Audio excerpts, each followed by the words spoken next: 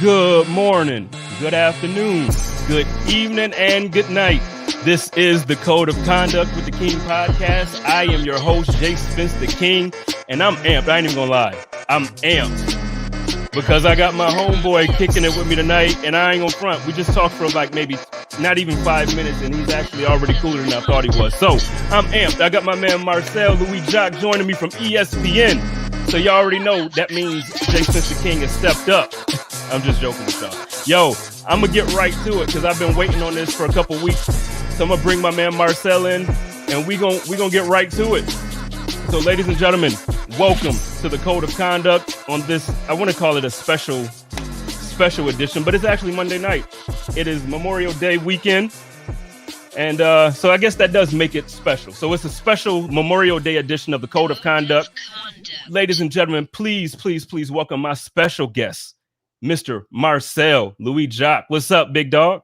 Yeah, you know, man, I feel blessed to be on the show, blessed to be here on this Monday night. Like you said, Memorial Day, you know, thankful for everybody who made this possible for us to be talking football on a 70-degree night in Buffalo. I'm sure it's a little more than 70 out there. Yeah. But we're entering the chat here. We're entering spring finally out here. Yeah. Now, and because of that, like the timing of the year, it's that time we're about to kind of sort of enter the dead time. So I'm like, you know what? This is a good time to get Marcel on. We can kind of review, you know, the off season. We can talk about the draft. We can talk about, you know, OTAs that we just had. And then now the players are going to get a little bit of rest. They can kind of go spend some time with their families, and then we're about to hit it. So, man, let's jump right into it. I'm going to start off first. Before I start off with the Bills, though, I had your guy on here last week. Nate Geary was on here, and he was like, yo, he's like, when you get on here, you got to talk to him about fantasy, because he said that you got a pretty decent squad this year. So he has some concerns about you, but he feels like you have some questionable GMing style. So do you want to address that? Because he came for you on here. He came for you. Gary would say something like that. This is the same guy that just tried to trade me, Todd Gurley. You know, free agent Todd Gurley isn't with the Detroit Lions without a contract, Todd Gurley. Wait. So, you know, he can question my GM skills, but I'm a straight shooting GM. But wait a minute. He tried to trade Todd Gurley? Yeah. Like, really? Todd Gurley, Theodore Gurley. I haven't busted him about that yet. So I hope that he sees this, and I hope that, you know, this is the warning that we're gonna have a conversation about that. That's disrespect. Like, man, I wouldn't trade for him last season when he had a contract, and you think I'm gonna trade for him when he doesn't? Exactly. Come on, Cap, new era Cap. Man, I couldn't believe it. But, man, had to make a difficult decision. I suffered a lot of injuries last year. You know, Julio Jones off and on. Austin Eckler missed a bunch of time. Carson Wentz hurt his spirit, I guess. I don't know how to describe that, but that was a dub. Matt Stafford, meaningless football. So, you know, I was like, man, I might need to take Trevor Lawrence. I might need to maybe tank a little bit, but ended up with the second overall pick, skipped on all the quarterbacks, and went with my guy Kyle Pitts out of Atlanta. It's a PPR league. I think we were talking about this before. PPR league, 1.5 points per reception for tight ends. I figure if I got the next Kittle, Kelsey, Waller type right here, gonna be there. I have to do it. And with Julio leaving, I mean, it's a done deal. Basically, he's gone. So with Julio leaving, Pitts is gonna step into as starting probably the number 2 role. But he's the best offensive weapon that team has. So he'll be the number 1 option. Easy. Yeah, I think so. Like I've got high hopes for this. You know, I've had a while to settle into it. And I think Stafford getting traded, Wentz being traded, that bought me another year of, you know, immunity, I guess, of you know, staying away from that QB needy range. And Stafford's solid. Hey, if I'm bad again, I'll trade one of them and get one of these kids. It's a good quarterback class coming up next year. Mm-hmm. Big fan of Sam Howell, Spencer Rattler. Of course, he's a Phoenix guy. I'm kind of upset that ASU missed out on him, but what are you going to do when OU comes calling? But, you know, there's some options coming up.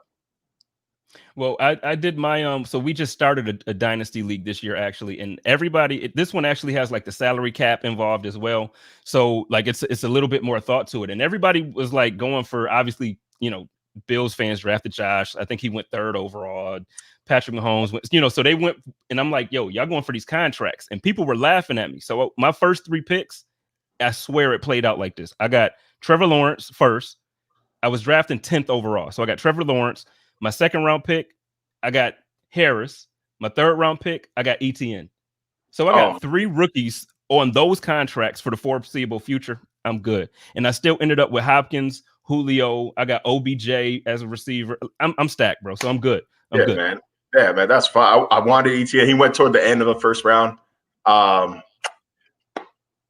don't love the fit right now. And I have Eckler and Kamara already. So I was like, all right, let me not reach. Like, I was ready to risk it all, man. I'm ready to say, here, take my rounder next year, take Chase Edmonds, take whatever. Like, what do you want? Let me get my guy on my team. But I had to play smart there. Ended up with Elijah Moore in the 2nd, Amari Rodgers there in the 3rd, which is going to hurt if Julio ends up going to Green Bay. So I'm trying to will that into existence that he goes elsewhere. And I think I grabbed Kyle Trask in the 4th round. There was only 4 rounds. So, all right, we get a tackle squad. Let me stash him a little bit. Hope that the man learns a couple things from Tom Brady over the next year or 2, and he'll be ready in 2024. We'll go take the league by storm. Yeah, no, you got a good strategy there going forward. I just hope you can kind of work some stuff this year. you got to get some W's this year though. But you know what? You mentioned Julio there. Let's get started into the football talk with Julio. Because you mentioned, you're trying to will him away from Green Bay, which, trust me, I think, first of all, anybody in the NFC wants to will him away from Green Bay. And I think, Bills fans who do understand how good he is, there's a certain portion of Bills Mafia who kind of wants him to come to Buffalo. So before we even talk about Buffalo's chance in this whole Julio sweepstakes, do you think Julio would be enough for Aaron Rodgers to be like, you know what, I'm changing my tune here in Green Bay? Because to me, it sounds like it's not necessarily a personnel issue. It just sounds like it's an organization. He doesn't want to be there. So do you think Julio is enough to change that? Yeah, like you said, it's not a personnel issue. It's a personal issue. Like he doesn't like the front office. He doesn't like Brian Gutekunst. He doesn't appreciate the lack, I guess, of communication and respect from the top down in Green Bay. So it sounds kind of irreparable, but I'm not sure. Our guy Rob Demovsky's done a great job of covering this entire situation over there. I've heard from a couple of people around the league that Aaron Rodgers has been quietly stewing for a couple of years now. Actually, what I was told was a problem. He's been a problem for them for years, which, considering the product on the field, is kind of surprising to hear that he was able to kind of push that aside and still go out there and try to win. But I'm not sure. But I'll tell you what, they're not making that move unless Aaron Rodgers guarantees that he's sticking around. Because if you trade for Julio Jones and Aaron Rodgers is still saying, all right, man, I'll retire and go host Jeopardy, I don't care anymore, then you're stuck with this. I mean, we'll call it a championship caliber roster and no quarterback. And I think that's got to be one of the most frustrating positions in football to be in, to be so close, to be so ready to compete without somebody who can get them the ball. Got a number 1 draft pick. You don't think Jordan Love is he's the rightful heir to this, this quarterback position out there? I'm not willing to say that, no, because we haven't seen it. We haven't seen him even play in a preseason game. We have no idea how he's going to respond to real NFL action. And the fact that he was inactive for every game last year is a little telling. Like that, I don't think they think too highly of him right now. But maybe he took a huge step forward this past offseason. I guess we'll see more of those reports as minicamp comes about, and definitely once training camp begins and we can actually see what he does against live action. But as of right now, man, I'm not putting my reputation saying Jordan Love is the truth, because I didn't think he was all that coming out of Utah State. Yeah, and that's what I was going to say. I don't want to speak negatively on the guy. Obviously, he got drafted in the first round. Good for congratulations. But I didn't think he was a first round talent. Just seeing that in a way, I'm not going to compare him to certain people, but I mean, I feel that Green Bay reached in a way for him when they didn't need to. They should have went for a weapon or something else. Kind of like the Bills back in the day when we reached for EJ or whatever. It's like he's not a first round talent. Is he somebody who won games in college? Yeah. Is he somebody who can develop? Probably. First round, that's a reach. Yeah, not really feeling it. I think I'm a big believer in attacking your championship window while you've got it because Mhm. they're rare. You can be good, like you can be good enough to make the playoffs without actually being a championship caliber team. So once you've kind of reached that threshold, they go after it, and that was the root. That was the root of my ETN argument for the Bills for this past draft was like that window is open right now. Just stockpile and worry about the future later. Like, would you take a couple years out of the I'll put it this way. Look at the drought. So obviously Mhm. 4 straight Super Bowl losses and then, just followed by a couple middling years and then piss poor play. Bills fans, ask yourself, would you take that drought? Like, would you take the lows that came after the losses if they had won 1 or 2 of those Super Bowls? Well, I guess think it what? would have been a lot Well, easier pill to swallow. but wait, not even to cut you off there. Like that's a great question, great perspective. The thing is though, we took that L. Like we took those 2 decades of misery without a W. So the thing is, I think it's ridiculous when people try to argue. I see it, man. I just don't even comment because it's like, are, are you really going to make this type of statement? Like we've already gone through it, and you mean to tell me life wouldn't be different as a Bills fan if we had won? I lived in Indianapolis for like 5 years, and there were so many times I couldn't even participate in conversations with my friends because you had Colts fans and Green Bay fans and Bears fans and guys with Super Bowl championships. And it's like, and they're like, no, no, no. Talk to me when the Bills make the playoffs. You're right. That's I tough, but like one Super Bowl win, man, can cure completely change. It a whole changes it. lot. Look at the Saints. The Saints got one in what, '09, and I think they're still riding that wave. Like, Yeah, granted, they're they've been a looked good at. team since, Yeah, but they're always thought of as this championship caliber team. The Packers have won, and they're thought of as this championship caliber team with Aaron Rodgers, like just because of that recent memory dub. So you get a Super Bowl, and you learn what it really is and isn't tolerable. But you got to taste that success, and I think they were in a position where they could have done it. Obviously, they didn't, and I think Greg Rousseau is he's a great pick, position in need, value fit. So I don't know, they're in a good spot, but I thought they could have maybe reached for a little bit of luxury there if yeah. available. No, with that being said, because I mean, we started off talking about Green Bay and Julio and all that stuff. So we're talking about luxuries and we're talking about all that stuff. I was on the same, I promise, the same train as you about Travis Etienne, and we're going to talk about that because that was one of the questions that I had prepared for you. But the debate I often have with people about the Buffalo Bills is like, well, no, right now we don't have holes on this roster. Right. People, we're critical. We're very critical as fans and as analysts and journalists. I don't think the Buffalo Bills have holes. We have areas that we might want to improve. Yeah, I mean, of course, I would take 2 Trey Whites instead of a Trey White and Levi. But is Levi Wallace good enough to start on other teams? Yes. Okay. So I'm not at all like that hard on guys where I'm like, no, we got holes. We suck in this area. No, we don't. So with that being said, I still don't think this offseason has provided enough movement for us to get closer to the teams that we're looking to beat. For instance, I think Kansas City, I think they beat us, handily, like without any issue last year in both games. The first game was closer by score, but if you watch the game, I don't think it was that close. So I think they got better with their offensive line. Last week, Nate told me that he didn't think that the offensive line has gotten better. He thinks that it's more difficult for, players to protect for, the MVP caliber, Patrick Mahomes, as opposed to somebody like Lamar Jackson, because he's moving out the pocket, so the blocking is less. Or I don't know. I feel like they dramatically improved on the offensive line, in my opinion. I think Do you? I don't know if I'm not going to say that they didn't get better. I don't think they got any worse. I think that they're really banking on improvement by just getting their guys back. I'm not as low. I'm a lot higher on Cody Ford than some vocal Bills fans are. But I think when you put him at left guard, you've got John Feliciano and Darrell Williams anchoring the right side. That combination of 5 linemen didn't play a single snap, didn't play a single game together last season. And so I think this what this offseason has done is it's Brandon Beane saying, we're going to blame the lack of cohesiveness on this COVID offseason. We're gonna blame it on lack of offseason reps, and blame it on having to take a few weeks to get used to each other.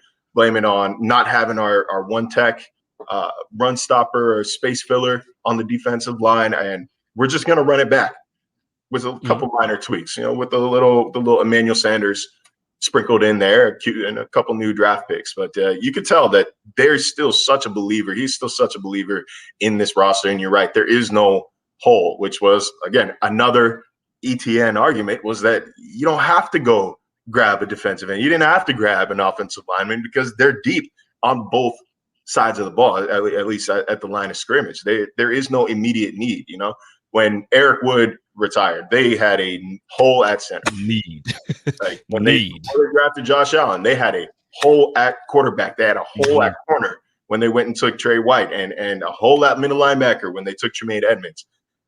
There is no hole on this roster right now. There's areas that they can improve. They needed to add a little bit of athleticism at the edge rusher position, and they really did that with Rousseau and Basham. They needed to add some depth and a swing tackle, which I think they believe they found in Spencer Brown. They think that Tommy Doyle's they think he's versatile enough to move inside. Although that never really made much sense to me, because he said we don't see Spencer Brown playing inside because of his size.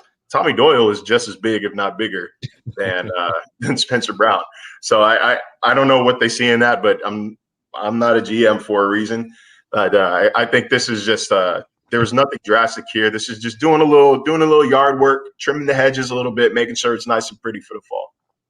Okay, well, so I guess the original question I was going to ask there, because you actually answered it, but because you said, you feel like we're just running it back because we're getting guys back, we're getting Star back, the defense, and I do believe that our defense is more closely the number 4 ranked defense that we had 2 years ago than the defense that was injured, that didn't perform as well early in the season last year. So I do think we have a better defense than what we've shown. But as far as moving the needle towards getting better or getting closer to like the Buccaneers or the Chiefs and those teams that you feel like we need to beat. What about now, after talking about Green Bay? Are the Bills really are they really a dark horse for possibly getting Julio? I know the contract is an issue. I saw another report today that was rumored that he's actually looking for maybe some new money because the bulk of his guaranteed money has been paid out. So he's looking for a reworked contract. Are the Bills in play at all? Or is that just something that's like, hey, Bills fans are just hungry? I mean, the fit would be pretty cool to watch. I'm not going to lie to you there. And especially if all it's costing is a second round pick, Buffalo can maybe overpay and set itself apart by offering a first, assuming it's going to be a late first anyways. I think that's something that, like we were talking about before, that's attacking your championship window. That's something I think they could probably stomach. It's just a matter of, is Brandon being comfortable investing 2 first-round picks basically on the wide receiver position? And as far as him wanting new money, Stephon Diggs wants new money. So that's something that I don't think they can afford. You're talking about a quarterback that's about to get maybe a market-setting deal. Technically, Pat Mahomes is probably going to be the highest-paid quarterback ever for a while. Right. So that's not realistic. Realistically, right now, the market is set at Deshaun Watson and Dak Prescott have set the quarterback market. Josh Allen's next deal is going to beat that. So you're dealing with this. Your extension for Tremaine Edmonds is going to have to kick in soon. Good middle linebackers, not cheap. You're still paying Stephon Diggs. He's going to want, we'll call it 17, 18, whatever the wide receiver market is. He's going to want to get paid like the highest in the NFL because I think he deserves it. He's the top 3, top 4 receiver in the league right now. So there are a lot of variables that you got to consider. A lot of guys that are going to have to get paid pretty soon here. I don't know if they can afford paying. We'll call that, if Steph wants being conservative. If Steph wants 17, Julio wants 15, 14, 16, anywhere in that range. Can you really invest $35 million into 2 wide receivers right now? Right, because and it's not like Beasley's it's not like Beasley's contract is nothing, So that's a lot to spend in one position. Beasley is not bad. He's going to make $7 million a year for at least the next year. Like, this is the last year of his deal. So I'm not sure if he comes back or not. I think they might be hoping a guy like Marquez Stevenson can pick up the slot position a little bit. Gabe Davis also practice and experience at every wide receiver spot. Maybe he ends up being a slot guy. Who knows? I just don't know if based on Cole Beasley's age, based on his injuries, and maybe even his interest, I'm not sure if he's going to be back after his contract ends or not. And I definitely don't know what it's going to cost. But it's something that if somebody looked at me from the future and said, Cole Beasley is not with the Bills here in 2022, it's not something that like I'm going to be blown away by. It's not going to catch me by complete surprise. He's a great slot receiver, but they've got to start thinking about the money now. And that boost up to $208 million, the salary cap rising to $208 million, that helps a lot. But like I said, there's still a lot of places that they're going to have to make some tough decisions here. Well, let me ask you this though, because you brought up a couple other of the rookies, like you brought up Stevenson there, and the wide receiver position as it is a deep like, man, our roster top to bottom, man, we have competition in every room. So in training camp this year, or this summer, is going to be competition everywhere. One of the heaviest competitions, or one of the biggest competitions, is going to be that special teams return thing. Does Stevenson make this team if he doesn't win that position?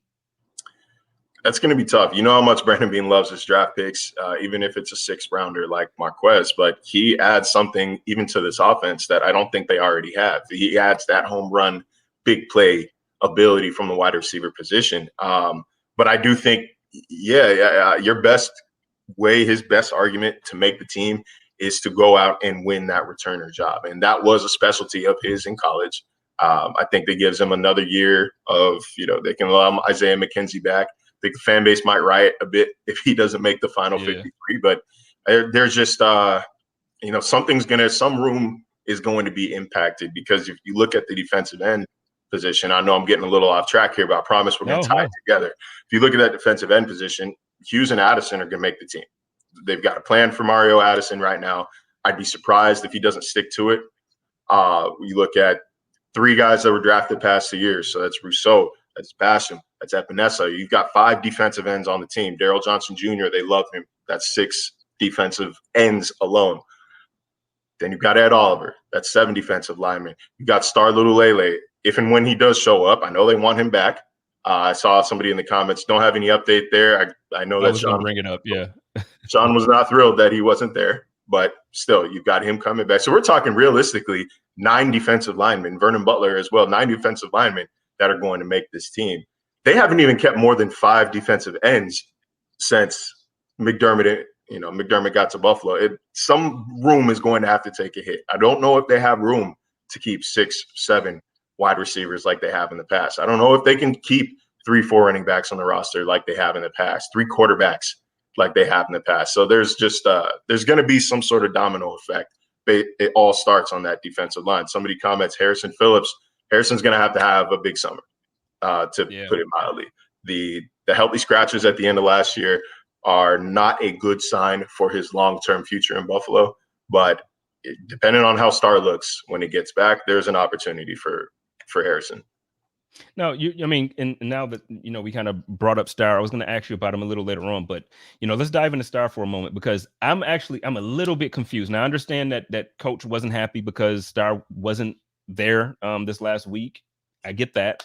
But after the season, The Athletic reported that Star had basically, I don't know where they heard or who they heard from, but they said Star was coming back next season. Like, they're getting him back. It's basically a done deal. Lately, we've been hearing that there might be thoughts of retirement, or he might opt out again, or like, where is this coming? Have you heard that? Is that a valid rumor, or is it something that's just like, because he didn't show up, stuff is swirling?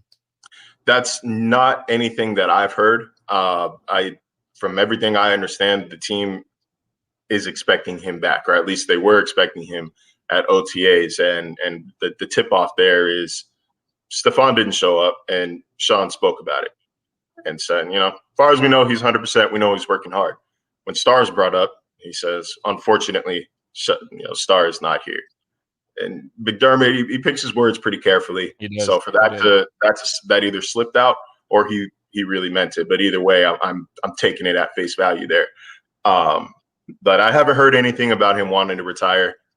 He does still have another year left on his contract because they did restructure it before he opted out. He does still have to pay the money back, that stipend that he received last season. But it is a mystery to me as it is to the Bills why Starr hasn't shown up.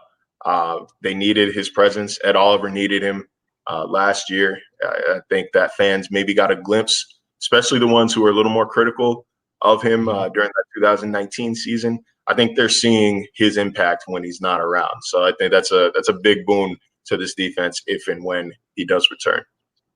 No, I'm not sure. I believe his contract for this year is fully, or whenever he finally opts back into play, is fully guaranteed. Correct? Like I feel like after the or mostly guaranteed. That's my understanding is that he shaved the years off, or he shaved the extra year off in order for guaranteed money in the short term, similar to what they did with Tyler Kroft last offseason as well. Okay, so he's a guaranteed roster spot. And Mario Addison as well. Like Mario Addison's money is guaranteed, but they shaved his year off. They shaved the final year of his deal off. So these guys basically, even though coach wasn't happy, he has a long leash in a way. Like he's not being cut. They're not going to cut that type of contract, are they? Maybe not here. I wouldn't be surprised if he shows up and he is not who he is. I think they are at a point right now where, money does not earn you a roster spot per se. Okay. I think they're at the point where they need the best possible players on their roster. Now, there is some sort of precedent of money, being a convincing factor in your roster spot. Trent Murphy last year would have been they would have been a lot better place financially if they had shaved that $8-9 million that he was owed last year. But I think a lot of that had to do with AJ Epinesa just not being ready. And no fault of his own. Had a rough offseason. Everybody had a rough offseason. It was different. It was unprecedented. So, but I don't think that's something that Brandon Beane's going to make a habit of. Okay. Well, I guess so. The reason why I'm asking that, is like how long of a leash do certain guys have? Now, you mentioned Cody Ford. It's year 3 for him. I personally feel like there has to be a shorter leash for this guy. Like I get that he's the drafted player by the team. I get that they basically played musical chairs with his position. I get all of that, but I also feel like, to your also other points, they drafted Spencer. They brought in our defensive line. I mean, our offensive line is pretty.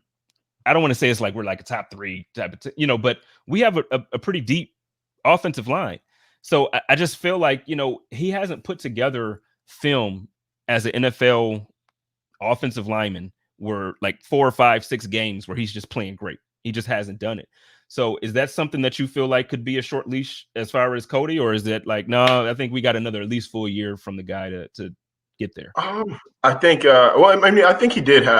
I think he had a decent stretch his rookie year facing, I'm trying to remember the exact order, but it was Von Miller and then TJ Watt and DeMarcus Lawrence and Matt Judon, kind of like back to back. I thought he held his own as best as you would expect a rookie to do playing at a position. Absolutely.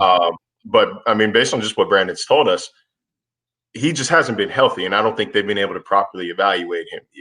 He has never spent a full offseason at one position. I mean, you look at him in his rookie year, he's practicing. I saw him take snaps at left tackle. He took snaps at right guard. He took snaps at right tackle, obviously, at left guard. This past year, he did play strictly right guard once John Feliciano went down.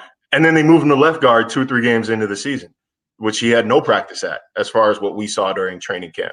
So I think if they commit, I think they need to commit to him at one position, commit to him at left guard, and let him go. Let him play, let him show that growth. From what I'm hearing out of Cody Ford's camp, this is going to be his best year yet. He's a different animal. He's a different kind of guy. After healing up from his torn meniscus, he's ready to ball out this year, from what I understand. But he's got to stay healthy as well, because at the end of the day, the best ability is availability. And if you have a 3-year now track record of not being able to stay on the field, that's a difficult decision once you become an unrestricted free agent after the 2022 season. Okay. Well, I mean, I like Cody. I do. I like, and Bills fans, from what I gather, they like him, but they're critical because they expect more out of the run game. So transitioning to the run game, I was with you like during this offseason going into the draft. I wanted Travis Etienne, and it wasn't because I don't love Devin. It's not because I don't love Zach. I'm happy that we signed Breida. I'm happy, like, cool, bring it all. Like, hey, if now the international program's done, you want to let everybody play. I don't care. But we don't have a Travis Etienne on this roster. So I'd said all that out of sorrow. That's not the point. The point is we don't have him. So we have Devin, we have Zach, we have Matt. What do you see, or what do you envision this running back room looking like this year? Is it really going to be a running back by committee? Do you think Devin?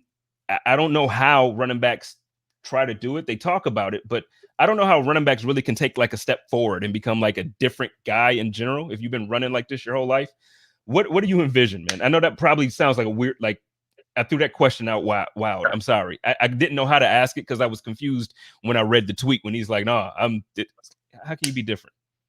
Yeah, that's what cracks me up. That photo of Devin in the weight room started circulating a couple weeks ago.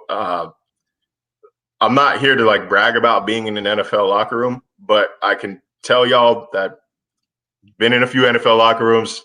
That's what they look like, man. Like that's what those like all of them. That's what an NFL player looks like with his shirt off, man. It means absolutely nothing to what he's about to do this season. Although I had a player tell me that, if they did draft a running back in the first round, that Singletary would run for 1,000 yards. That he's the hardest working guy in the building, first one in, last one out type of deal. He's a leader in that locker room, but that they like Zach. Like I think Sean McDermott is a little, if he had to choose one to hand the ball off to with the game on the line, I think he's going with Zach Moss. I think he fits Sean McDermott's preferred style a little bit more. And you saw that toward the end of the season as he took over kind of that 1A role to Devin Singletary. And one of the biggest, I thought one of the biggest signs that they're not ready, they're not willing to use Devin Singletary as a workhorse back. After Moss goes down against the Colts, I like to say, I don't have the exact number, but Singletary, I don't think got double-digit carries over the next 2.5 games combined. So that's not a glowing review as far as how they view him, but I do think that he's a good receiving back. He's a guy he's quick on his feet. He makes the first guy miss just about every time. He just doesn't have. I don't think he has that burst or that to create something out of nothing. I think that if the play blows up, he's not the kind of guy that can bounce to the outside. He's not that kind of guy who's really going to beat you in a foot race outside of that 50-yard run against a Broncos defense that had clearly quit. You watch go watch the replay, watch Justin Simmons' angle. That guy wanted to go home very clearly. So it was not a matter of they didn't have good running backs on roster. It was a matter of this guy brings something that no one else on the team does, like no one else has. And I think Brandon Beane kind of alluded to that before the draft, that he would be willing to add a running back if they brought something that they didn't have. Specifically said that neither Zach nor Devin are home run hitters. And what made me laugh is I heard a lot of people say, well, doesn't Matt Breida look at Matt Breida? Brandon Beane didn't mention Matt Breida, so why should I mention Matt Breida? Like if he's not talking about him. And no disrespect to Matt Breida, but outside of like fantasy, like when have you ever really heard anybody really be like, yo, Matt Breida's starting for the team? Like and not in Buffalo. I'm saying in general, in his past, like, and I know he's had an impressive. So again, I'm not at all like dissing him, but I'm saying like he's not Christian McCaffrey. Like he's not somebody that you game plan for every week. Like, yo, okay, shut him down or else. He's not that guy. He's an NFL running back. I'm like, without a doubt. I don't want to seem like I'm taking that away from him. But if the guy in Kyle Shanahan, under whom he had his best years, the guy who really figured out and really knew how to use him, if Kyle Shanahan said he's replaceable, then I'm kind of gonna run with that. He was a little misused in Miami, from what I hear. Obviously he was fighting some injuries there as well, but ultimately he didn't show enough to beat out Salvon Ahmed and Myles Gaskin, and neither of which I think that's undrafted and a 5th round pick right there. So I don't know, man. Like he's got the speed, and he's going to have the opportunity now in training camp to if he can break off a couple big plays, then I think he's got a shot here at sticking around this roster. But I like Antonio Williams more than Matt Breida, based on just what we saw against the starting Miami Dolphins defense at the end of week 17 last year. They were still trying to win. Yeah, and I had Antonio on this past Friday, and a lot of what he talked about was just like how at this point he's like, the competition is there, but I'm willing to do whatever, man. Like, and that type of attitude, I just love it, man. It's been so many years where you can clearly tell guys were here, or there, I should say, in Buffalo, just to be like, like, okay, I still got a job in NFL. It is what it is. It's my career. People want to be there, man. Like it's such a different feeling as a fan. It's so dope. It is like and fans should be happy about it. They should be excited about it. This is a clinic of how to reshape a culture, how to build a culture and reshape a locker room. What Brandon Beane and Sean McDermott have been able to do. Even to take a guy like Jordan Phillips, I'll never forget that he hated it when he first was traded out, or when he was first picked up out here, dragging his feet, grumpy, didn't want to be here. And he said, it's the kind of environment that you can't help but want to be in. Like he did not want to leave Buffalo. He got a bag in Arizona, and you can't blame him for it. Yeah. Like just like Shaq Lawson didn't necessarily want to leave Buffalo, just made more money in Miami, and it made more sense. So it's a place that people are not, they're not tripping over themselves trying to leave when their contract is up. Well, let me ask you this, because okay, so in a couple weeks, I'm going to actually have Mike Rodak on. So he and I spoke. He's going to be on. Before you came to Buffalo, you were down in Carolina, right? Or was that the last job prior? Yeah. Okay, so now down there, the team that you were around, the culture that you were around, how everything was, what is the major difference that you, and maybe it's not one thing, but what is it that you notice from being around other NFL franchises or other professional franchises that makes Buffalo now like, because we always hear culture, we always hear, and it's like coach and GM talk. What really can you put your finger on and say like, yo, this is different? Because I'm going to ask Mac the same thing, because when he was in Buffalo, he got a lot of flack because he was honest about things. Mm-hmm. He's in Alabama now. He covered a worse team. Like, let's be honest here, guys. He covered a mediocre at best product for 6 years, 7 years. Like, it was rough. It's not all sunshine and roses, man. Like, that's part of the job is having to tell it how it is. The Carolina team I covered, though, was it was one that was leaving its championship window, or had just left its championship window, but didn't know it yet, if that makes sense. I think the defense got a lot older, a lot faster than anybody expected, and they paid for it game after game. They lost, I think it was 7 of their last 8 to finish 7-9 in 2018. Cam's shoulder really never healed, and he just turned in an abysmal season trying to fight through it. But I think that in the locker rooms, just from what I remember, the Bills is kind of more, it's a little more feng shui, which sounds like it's weird to go to that level, but it's kind of set up where guys can hang out with each other and guys can congregate and really engage with one another. And the Panthers locker room is it's straightforward, 2 rows of lockers lined up next to each other. The Bills, it's like a cluster here, a cluster there, cluster here. You got a pool or a ping pong table in the middle over there. You got not air hockey, but basically foosball, but hockey version over here. Like there are places for guys to just kind of kick it and hang out with each other. And it seemed like they're a lot more willing to do so out here. The market as well. And, people of Buffalo, take this how you're going to take it, but it is more conducive to families or, young families, burgeoning families or established families, because there's not that club scene. It's not Miami. Yeah. It's not LA, New York. You're not going out. I mean, some players are going to find a way, but there's not that kind of nightlife where guys have to worry about, or a team has to worry about guys getting in trouble. It's a place where you start a family, where you raise a family. And I don't know if anybody can tell me I'm wrong here. Me, as a single person in Buffalo, this is a family-oriented city. Yeah. So I think that spills over, and that is a point that they really want to drive home. They like to drive home over at One Bills Drive.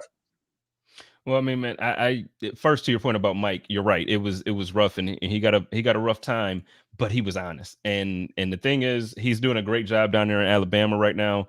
He's going to be on. We're going to talk about some fun stuff, and he's going to talk about some fun memories, and good feelings that he has for Buffalo. So, Bills fans, don't be so rough on him, man. But yeah, no, man. I asked that because, like I said, you always hear it. You hear, oh, the culture changed, or when you hear a new coach go in, he has to change the culture first. He has to change the culture first.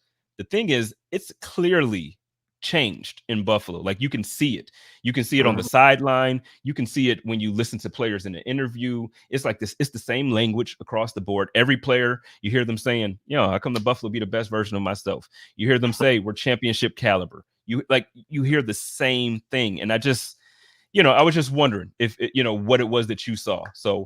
But let's move on. I got one more question for you, and then, we got a little bit of time. I want to let, there's some good questions actually in the comments here. So I'm going to start pulling the comments up.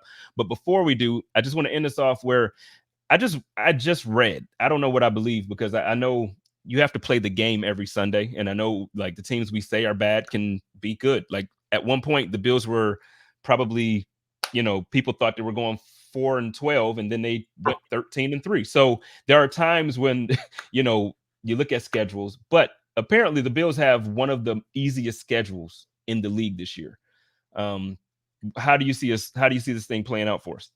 Well, I mean, it helps when you play the team who picked first overall, and you play the team that picked second twice. When the Jets and the Jaguars. But I don't think it's a schedule to scoff at, because there's some tricky games on here, man. Like, there's no lull. I mean, if we're pulling up the schedule, I keep it on my phone right here. Playing the Texans helps. And matter of fact, that's they had the third pick. If it was originally theirs. So you're playing the three worst teams in the league last year. But you got to play KC. You got to play Indianapolis. You got to play Tennessee. Like, that's not that's not easy. You got to play New Orleans. You got to play New England. Do not sleep on Washington. Like Washington, even. Like, please. You get a 17th game, and it's Washington. That's not an easy game at all. That's a stout defense, man. Chase Young's going to be an issue. And Ryan Fitzpatrick's going to have that offense working. Unless this is that time. This is that part of the Fitz cycle where, play like a starter, leave the team, get signed as a starter, and then play like a backup. It's a never-ending cycle with this guy. But I think him and Ron Rivera mixed together is a match made in heaven. So it's not and you got to play Tampa Bay. Like, there's no real lull in the schedule, and you can't look at last year and say, like, fans can't say, well, we went 13-3 last year, so that's the floor. That's the standard now. Like, last year was very, very good. And they took advantage of what was a tricky schedule, and they beat the mess out of teams down the final stretch. I think they win 12 games. I think they're definitely in double digits. I think they win the AFC East, but they're going to earn it. They're going to have to earn it by the time playoffs come. Yeah, I think it's a tougher schedule than fans want to give it credit for. Like I said, that's why I threw that out there. Like, people are sleeping on Washington. They're literally. Is the only question mark for that roster right now is how Fitz is going to play, or if it's going to be whatever other quarterback is on the roster. And I was actually saying, when all this stuff happened with Aaron Rodgers, watch out for Washington being like a wild card in that situation. If Washington were to get an Aaron Rodgers with that roster, dude, just give it up, man. Just give it up. That roster, that division, they've got weapons. Terry McLaurin is a true number one receiver. Antonio Gibson's good. They grabbed De'Ami Brown, Logan Thomas. Got to see it again.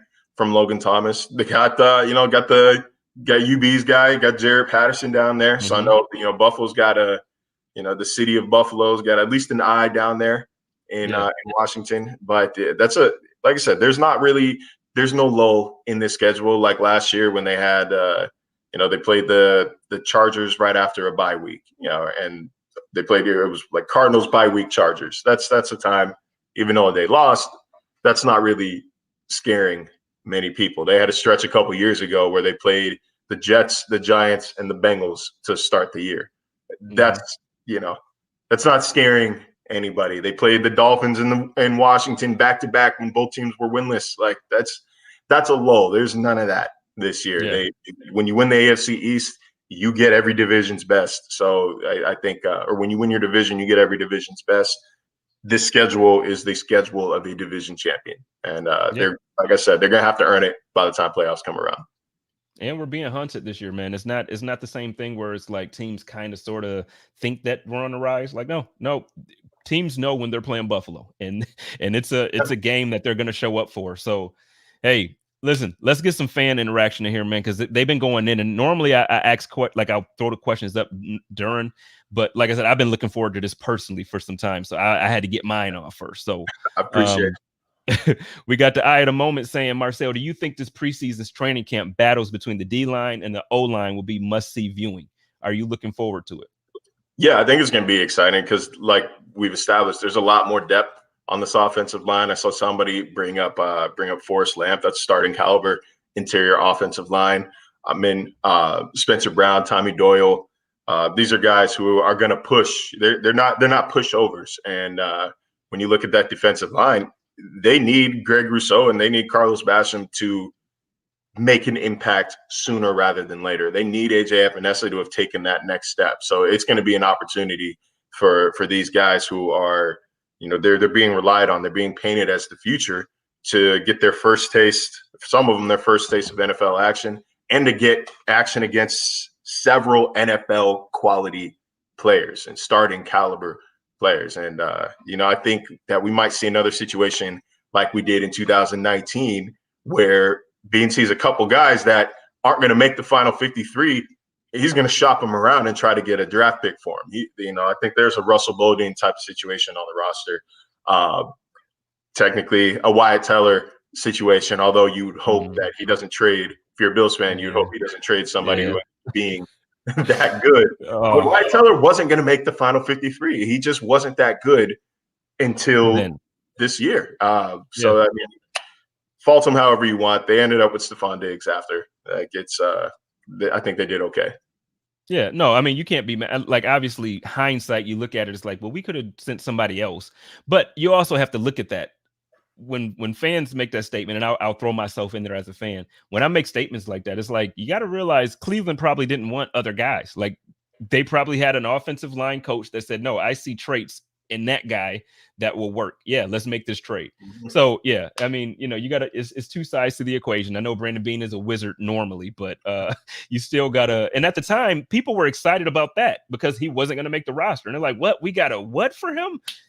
So, So my man Jason Taylor is in here, and he says, if Starr shows up and fails his physical, if he has to have one, does that affect his contract situation? Yeah, that's one of those breach of contract type of situations, like where, I mean, part of the deal is that you're going to show up, you're going to be in shape, that you're healthy enough to fulfill your end of the deal. If you can't do that, then yeah, that's where the voids come in. And I don't want to speak too deeply into the specific language of his contract, but generally, yeah, that is how it goes. Yeah, and the thing about that is, it's just, I was last week on the Hump Day Hotline with Joe Miller. We were talking about Starr and being in shape, because he actually asked me, like, well, Starr didn't show up. Are you worried about it? Are you concerned? And I'm like, no, I mean, because at first I didn't realize Sean had an issue. To me, it was just like, no, it's these things are optional. You show up when you show up. It is what it is, but hearing coach talk, I get it. There's an issue, but I find it hard to believe, man, that somebody who's been in the league as long as Starr has, who's been a pro as long as Starr has, I find it hard to believe that he would take that whole year off and really just be a blob sitting there drinking beer and eating on the couch all year and not working out and not staying in shape. I understand there's a difference between game shape and being in shape, but we got the summer now for him to get in game, like, training camp, all this stuff. I just can't see it. No, I don't think that he's going to just go into atrophy or went into atrophy this past year. I expect that he's staying in some sort of shape. It is just something that you would hope that he would show up for. But then again, he's a very established veteran, and even if he did play in 2020, it's not like he was a lock to show up for OTAs this year anyway, just because he is in that Jerry Hughes, Mario Addison realm where they've been in the league for so long that this isn't something that they show up to begin with. So I think it's something that we're maybe looking a little farther into just because of Sean McDermott's reaction. But in the grand scheme, it's probably not that big of a deal. He's going to have time to get into shape. He's going to have mandatory minicamp here mid to end of June that we'll be able to kind of see where he's at. The team will be able to see where he's at and get him on a plan to get where he needs to be if he is not where he needs to be when he shows up. Well, I'm hoping that he shows up and he's in shape, because the thing is, man, I can't, as a fan, now just forget the content real quick. As a fan, I can't live through another year of the first half of the season, man. Like, it was bad. Like the running defense. And again, I get that there was injuries and I get that there were things. I want to see Ed Oliver be the player that we saw Thanksgiving game when we went down to Dallas and he was just out there, just all over the place. I want to see him be that guy. And without Star or without somebody in that position, I just don't think he's free enough to do it, man. And I really think this is the year that he takes that step forward. I don't want to call it like the Josh Allen leap, but I think this is the year that we can actually see stats. I think he's been a good player, so I don't want to say he's going to leap in ability, but I think we start to see stats this year if we have, the guy in his right position. He does need it because they've got the 5th-year option decision coming up for him next offseason as well. And I don't think that he's trending toward not getting that option picked up. But that's just another guy who you're saying, all right, this is a first-round pick. This is someone that they obviously believed could have a long-term impact on their roster and be a long-term contributor. They want to pay him. Like, the plan is to pay him. He's got to go out and earn that. But they love Ed Oliver. Like you said, played a little bit out of position last year. I think with Star returning or just a true, a true space eater next to him to kind of take the pressure off of them, I think that the numbers are going to show up. And that's something that he says pretty often whenever he's asked about the sacks, that like, if you just keep doing your job, the numbers are going to show up. But you can't necessarily critique pass rush on just the sack numbers. At the same time, they're nice to have. Well, okay, so now talking about sack numbers, and I think this is probably going to be the last or second last question that we're able to take.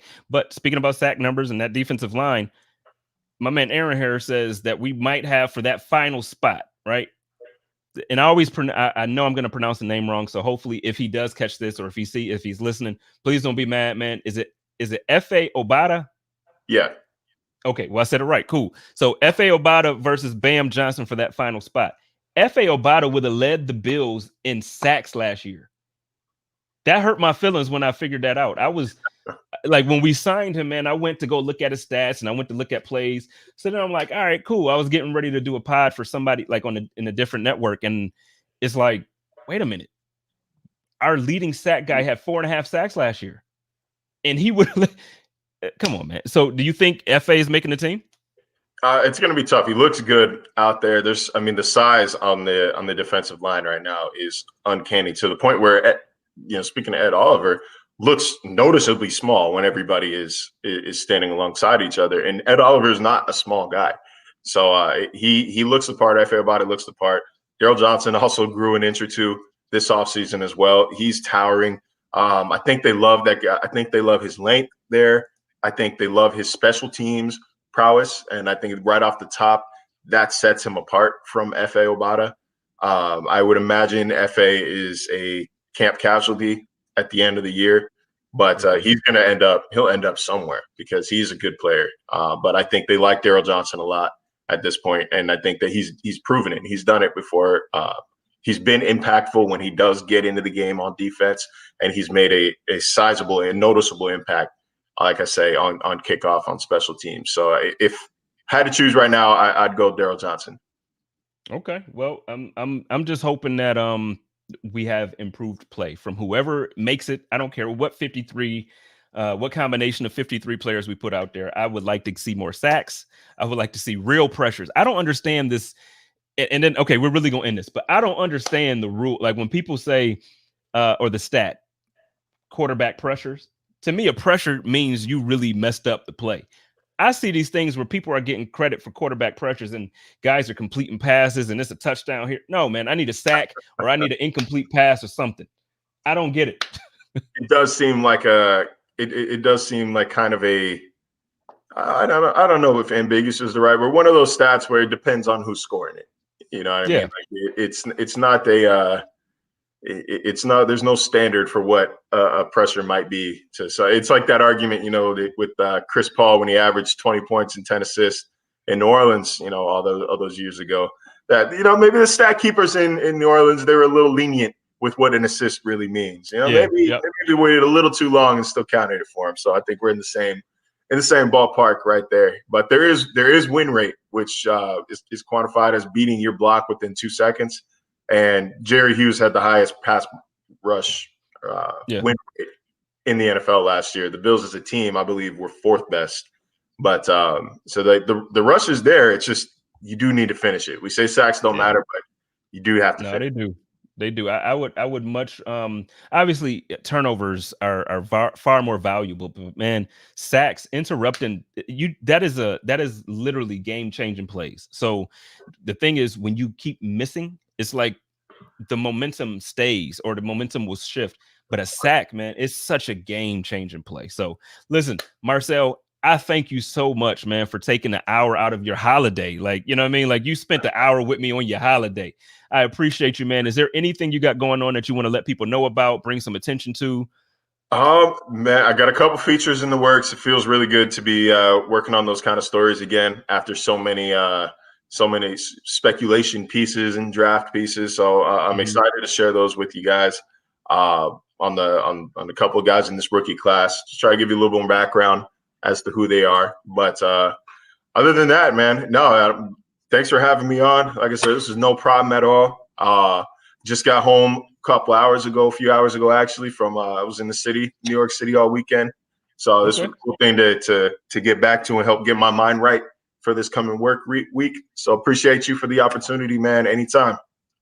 Man, so ladies and gentlemen, what I'm gonna try to do is I'm gonna try to book him now for before the season, and it's gonna be busy for him. So we'll talk once we go off the air to kind of schedule that to see if we can get you on preseason.